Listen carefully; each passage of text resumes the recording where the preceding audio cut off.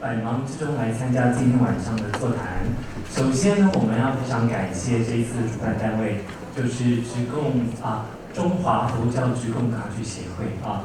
那是因为有我们阿里仁波切特地的这样的一个邀请呢，才多了今天这样的一个座谈。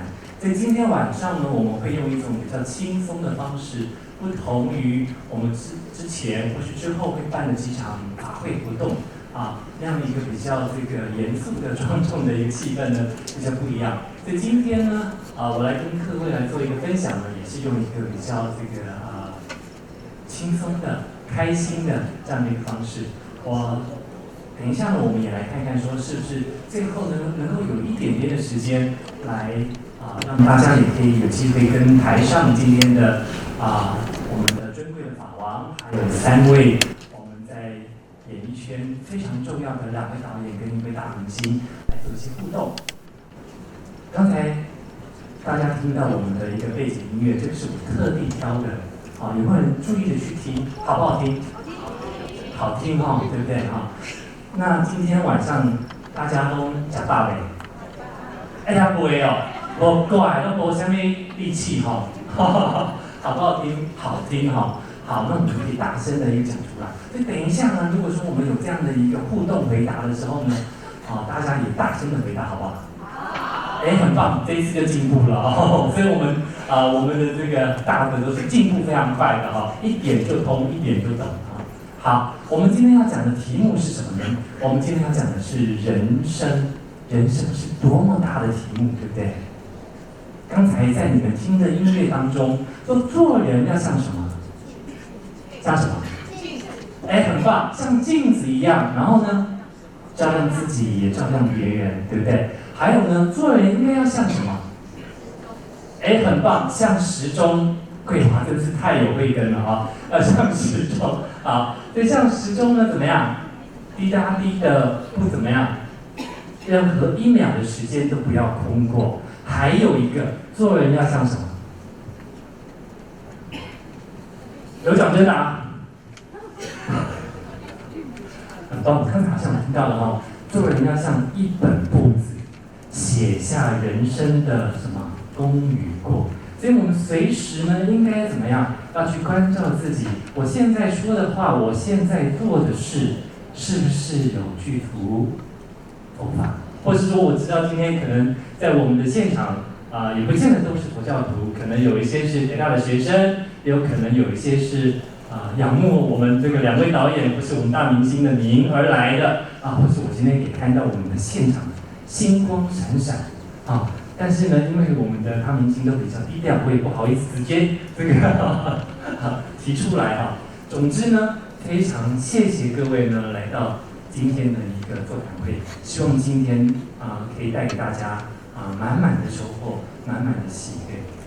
好的，刚才说到了人生，人生有很多不同的阶段每一个阶段的挑战都不一样，从小到大我们呢要去面临不一样的一个要求，面临不一样的功课。好，所以呢，在这么多的功课跟这么多的要求当中，你是不是都觉得自己做得圆满了呢？在从小到大这个过程当中，你觉得快乐吗？很棒，很棒！我听到我们有大的回答，快乐，太好了！我相信大部分的人也跟我一样，我们的人生就是希望能够追求圆满，追求快乐，我们能够摆脱痛苦，摆脱我们怎么样一切不想要的这样的一个烦恼嘛，对不对？但是这样的一个圆满的人生，容易达得到吗？容易达得成吗？真的很不容易，对不对？所以啦，释迦牟尼佛在2500年前就已经告诉了我们，人生是什么？人生就是怎么样，不断的要去面临8种痛苦，哪8种？很好，生老病死苦。那大家说8种吗？生老病死4种而已，其他的呢？很棒。我们说呢，怨憎会、爱别离、求不得，还有呢，五蕴炽盛。怨憎会什么意思啊？我们不想碰到的人，我们不想要这个在一起的，偏偏一定会在一起，这个叫怨憎会。爱别离呢？我们真的心中喜爱的、喜悦的，偏偏很多时候都会分离。所以呢，我们说怨憎会、爱别离、求不得。求不得，真的是在我们的人生当中随时出现啊。你今天希望你的考试能够考100分，你今天希望你的报告能够得到很好的一个回响，你今天希望你的表演能够让每一个人都喜欢，但是，是不是都能够如意呢？很难说，有时候可以，有时候不行所以我们说人生真的有很多我们要去学习的事情到目前为止，您的人生是海阔天空任遨游，还是满纸荒唐辛酸泪流？不管你的人生处于什么阶段，现在有什么感受，希望我们今天呢，我们在这个宗教界最重要的，我们说领袖之一，我们的尊贵的主保来到现场，希望今天所有的这一切都能够带给大家最深远的影响。最广大的启发。好，那么接下来我们要用最热烈的掌声，对不对？那我们先请大家起立好不好？起立好。法务处长，我们当然要表示尊贵啦。一般来说都是起立合掌，但是呢，我们贵宾也一起出场。除了法王之外呢，我们也邀请3位贵宾一起出场。所以我们用最热烈的掌声欢迎我们法王还有3位贵宾出场。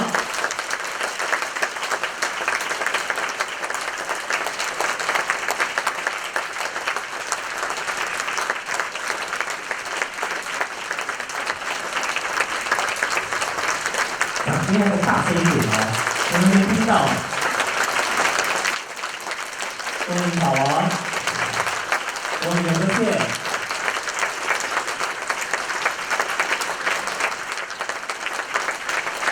好，接着出场的是我们的康姐，还有我们的督导，还有我们的小大姐。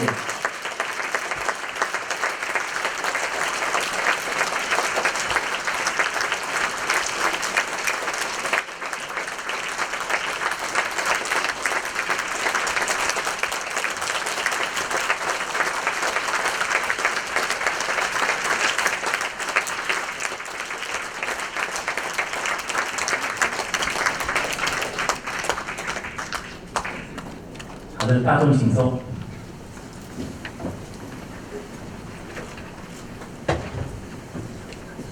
我们先给媒体一点时间可以先做个拍照。同时，我们也非常谢谢，我们再一次的看到了这个我们的张理事长、领导也来到了现场，非常谢谢理事长对这一切的一个协助跟支持，谢谢理事长。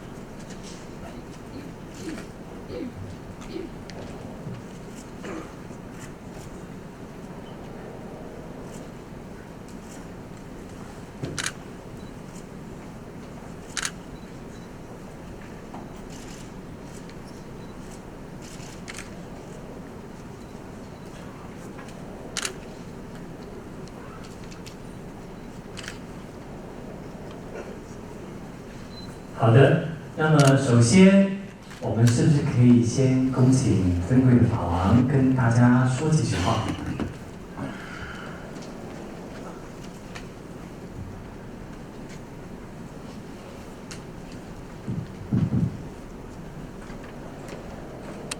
各位晚上好，非常高兴今天有我们对演员以及刚主差一些很多人不齐，再有这样一个已经有马上就随便谈包括有某方面是吧？非常高兴有这样的机会，就先组织人对方非常感谢你们有这样一个组织的很头。谢谢宝王。好，非常的谦虚非常的慈悲，所以希望说呢，把多一点的时间呢，来给我们的2位大导演还有我们大明星来做分享。那么好的，那我们现在呢，就首先呢，我们要来先请我们的朱延平大导演来跟大家分享了我们知道呢，朱延平大导演呢是国内呢非常重要的一位怎么样？这个国片的推手，对不对？我相信在这个国内的所有的导演当中呢，朱导所这个制作的这个电影呢是最多的一个可以说是我们国内呢最多产的一位大导演超过100部以上的电影那我们就很想知道了在朱导的这么多的这个电影当中有没有觉得哪一部电影呢是最符合今天的戏如人生这个主题？您对这部电影呢印象最深刻，会有什么特别的想法来跟大家分享的？我们请朱导。好的，大家晚安，法王好。今天很高兴来到这边跟大家随便聊聊天那其实讲到戏如人生，这个电影真的是我可以说是做了大半辈子我从大学1年级，东吴大学就开始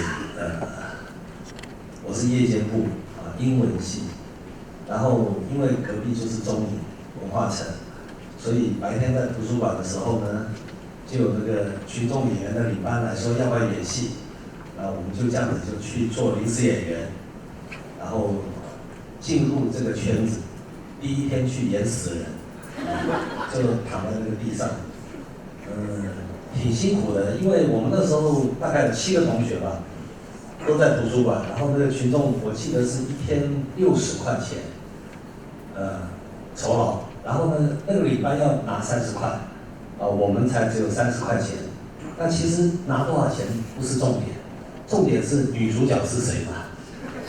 他们说女主角是徐枫，徐枫你们年轻的可能不知道，以前的侠女，现在是汤臣企业的大老板娘。那时候她很红，我们就去看她，然后7个同学一去，就叫我们在竹篓子那边挑一套衣服，那个衣服是前天那个流汗穿的，很臭，那个放在篓子里面，然后我们一人拿一件像咸菜干一样穿上去，然后隔壁一个篓子是头套，就大家一人要戴一个头套，我们就拿起来说牛大便，好像牛大便一样戴在头上，然后同学自己互相先笑半天，就看你这样，然后不要笑了，过来，走路了，那就走到前面去。你们几个年轻一点，站前面。以前的临时演员都很老嘛，就好不容易有7个年轻的就往前面站，我们也很高兴你们站在前面可以看女主角然后他在打的时候，我们就偷看，就被副导演骂，不要看。我就那时候还嘴硬，我说，路上有人打架，我们不是路人要看你的吗？不要看，你问题那么多，不准看。所以你们去看以前的武侠片，这主角在那边杀了半死，后面的人照样走他的，都不准看，副导演说不准看。然后那个武行呢，就一刀就死掉，后来死掉以后，他就倒在地上去，就要拍下一个镜头。那个武行，我们那时候60块，那武行大概2000块，所以他很贵的，他不能躺在地上的，他要换一套衣服继续打。然后就看我的身材，跟他讲说，你过来，你穿他衣服躺地上，然后他衣服就立刻脱给我，38度的温度，全都是汗，我把他那个衣服久的汗久干，然后把他头套拿来甩一甩，戴在自己头上，那个汗，他的汗就从我这边就开始这样流下来，然后就说这次拍死人躺好，我就一躺，哇，那个石板，中影那个石板很烫，一躺屁股，死人还动。死人不能动就躺在那，第一天就躺了1天，回家屁股这边好红的一个印子，就是那个石板地烫的，就这么进入了电影圈。然后我是大学1年级做死人，大学4年级我就做到导演了，算是很快。其实我在拍第1部小丑的时候，我还是大学生。所以我今天要讲的戏如人生的这个戏呢，当然印象最深的就是我的第1部电影《小丑》，也是许不了是我的好兄弟啊，他的成名之作。那小丑我会拍这个戏的原因就是，我看到那个社会新闻《中国时报》就有一个很感人的一个小故事，就是说以前西门町的那个牛肉厂很多，都是跳脱衣舞的，大家大概都知道，有一点年纪都知道。然后呢，这里面就一定要有一个杂耍的人，就是小丑。他是干什么作用呢？他的作用就是有警察来的时候呢，他就出来表演了，那些跳脱衣舞的都退掉。那警察都是拿红包的，大家大概也都知道，做个10分钟意思意思，他一走，大家说小丑下去，小丑下去，要看跳脱衣舞。那这个人呢，有一天他要上台的时候，人家告诉他，他妈妈在精神病院过世了。然后我戏拍的就是他，其实人家说你要不要休息一下，他说不要，我要上去。他就上到舞台上，就尽情的哭，尽情的摔自己，就发现他妈妈死了。然后反而观众就笑得很开心，就一直拍手，哇，好啊，再摔啊，再撞啊。小丑的故事是大概是这样。那这个戏其实一拍完以后就非常的卖座，就形成了一个许不了的旋风。我也就一直跟着就做卖座导演，一直做到现在30多年。为什么这个戏会给我那么深的印象？就是5年前我拍了一部《功夫灌篮》，周杰伦演的。那个戏在大陆就卖座很好，上映大概8天吧，就破了1亿人民币。然后他们大陆投资方上海电影厂就非常的兴奋，因为那是上海电影厂第1部破亿的电影，所以他就打电话给我，说希望我再去大家做一次宣传，把这个后面的票房再冲一下。那个时候刚好我的母亲就突然之间有一天早上，她就其实上得很好，我就很高兴，我妈妈也很高兴。我每次上片，她比我还紧张。就有一天她在吃早点的时候，突然她那个手就没办法夹菜，就抖得很厉害。我说你怎么会抖成这样？她说不知道啊，她就一直抖一直抖。我说那我送你去医院，然后我就带她到医院，就觉得很严重，说是败血症，也不知道为什么就进了加护病房。那我每天就在那边等了。加护病房大家知道，早上10点看一次，下午4点钟再看一次，就不能看了，我就很着急。这个时候，大陆方就一直催我说，赶快来宣传，就等你了。现在已经破亿了，我们要借着这破1亿的票房，再做第2次冲刺。我说不可能，我妈妈在住加护病房，我怎么可能到上海去？我不可能了。我说算了，就不要去了，很抱歉，我就没有去。他说这个礼拜6你想办法过来，你看看是不是过来？那时候还没有直飞，所以一去要2天。我说我真的是没有可能，你们想别的方式好了。所以那天大概礼拜6的时候，他已经敲到周杰伦啊、曾志伟啊、阿 sa 女主角啊，这些人都已经都敲了，就差我一个导演。结果礼拜6的早上，我就坐在那个加护病房门口去等我的妈妈，可以开放时间进去看。我一进去看，我妈以前都是没有精神，躺在那边都半昏迷状态。那天她坐在那边，看着我，眼睛好亮。我说我说你怎么精神这么好？她说好舒服啊，早上护士帮她洗了头，又帮她擦了澡。他说又过了一关了，他就这样跟我讲。那我就很高兴，然后过一下医生就来了，医生说恭喜啊，这样子你妈妈就已经好转了。那现在今天是礼拜6不方便了，礼拜1就转到普通病房去了。我就很高兴，我就突然想到今天晚上礼拜6晚上在上海有一场庆功的记者会，那我就跟我妈说，那我就先去一趟上海，我礼拜天晚上就赶回来，我现在赶快去机场，我就直接买票就过去，我明天晚上就赶回来，礼拜1我们在普通病房见。我妈说你赶快去吧，哎呀，没有事情，你在这里没办法陪我，我都是一天看个10分钟，你就去，我们礼拜1就在普通病房见面。我就直接冲到机场就买了票，就杀到上海去了。那天晚上的记者会就在一个大的饭店，我记得很清楚，一个大的饭店呢，一个中庭，然后我们在2楼吃饭。然后他的1楼呢，就弄了一个好大的一个篮球架，假的，然后一个很大的篮筐，然后大家就开始，第一个就是制片人先投1球，就很近，就在下面，那个篮筐很大，就投进1球就是1000万，第2个就投1000万、2000万，第3个就3000万，第4个就投4000万，我还在看，我是投最后一个，就电话就响了，我妹妹就打来了。说妈妈吐血了，吐很多血。我说怎么会这样呢？不是走的时候状态都很好吗？我还没讲呢，说导演呢，赶快导演来投第10颗球了，你要破1的这球你要投。我就还在跟我妹妹讲电话，我说那你看怎么办好了，我先去应付一下，马上过来，我就挂了电话，就把那第10颗投掉，一投就开始彩带啊什么的，轰轰轰，然后就那场记者会就结束了，投完第10球就结束了。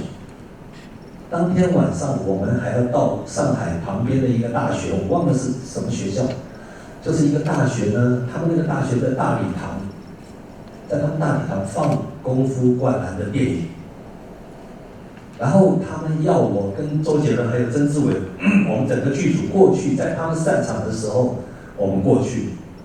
然后他要颁给我跟曾志伟荣誉教授，就是他们是有一个戏剧系的荣誉教授颁给我们2个，所以我们投完那球以后就匆匆忙忙就上了9人巴士，然后就一路就往那个上海那个大学走。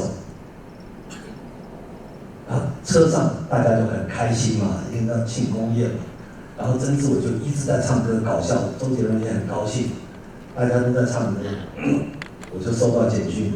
妈妈走了，我那时候想，我不能讲啊，因为大家都这么开心，我突然说我妈死了，我怎么讲？我没办法讲，我就忍住，然后那车就到了那个大学，到了大学我就第一个冲下车，我就去打电话，我说怎么这么快就走了呢？我就在里面。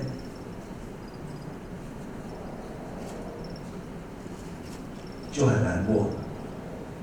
就这时候那个电影就演完了，在大礼堂里面就演完了，就灯一亮，哇，彩带，哇，就放了那一支主题曲，什么功夫，周杰伦唱的功夫啊什么的那个，好热闹，所有的学生疯狂就在那边跳舞。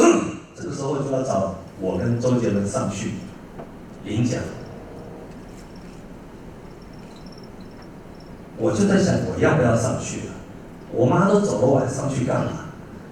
可是我想我不上去问题会很多，我要跟大家解释我妈妈不在了，在这种情况之下真的是不适合，所以我一咬牙我就上去了，我想拿了奖状就走就算了，拿了那个证书就走就算了，然后我一上去停不了，大家那个彩带就一直抛，大家看到周杰伦是一种疯狂的状态，然后就在全部的大学生就在下面跳舞，我突然之间我的第一部电影《小丑》就浮在我的眼前，跟我拍的那个状况是一模一样。我完全看这些人没有声音了，就是默剧一样，看着他们在跳。然后走了，就拿了那个证书，我就脸上一直是忍住，他们都觉得很奇怪，不敢跟我讲话。后来就说回去了，回去就说去吃宵夜。我说我不去，我就进去就把门关了。其实我关了是在里面哭，结果那个珍珠美来敲门，咚咚咚敲门，说你干嘛啊？你不高兴啊？我说我妈妈刚刚走了，全部就傻掉了。那这时候才讲，第二天第一班飞机就飞回来了。所以我觉得就是人生如戏，就是这个居然会在30年前我的第一部电影的时候出现这个画面。那时候我还是一个大学生而已，所以这就是人生如戏吧。我觉得这是一个非常印象深刻的一个经验，跟大家分享，谢谢。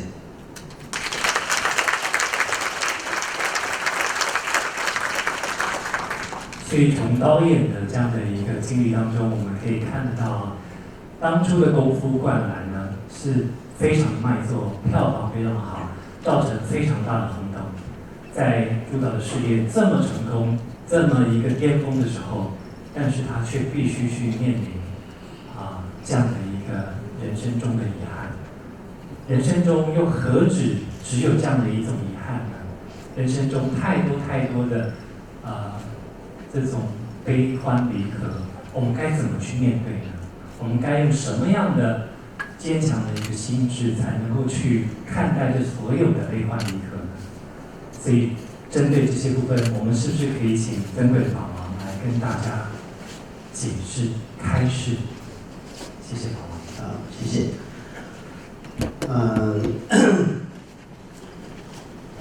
今天晚上这个周延平的这个亲身经历的珍珠的这个历史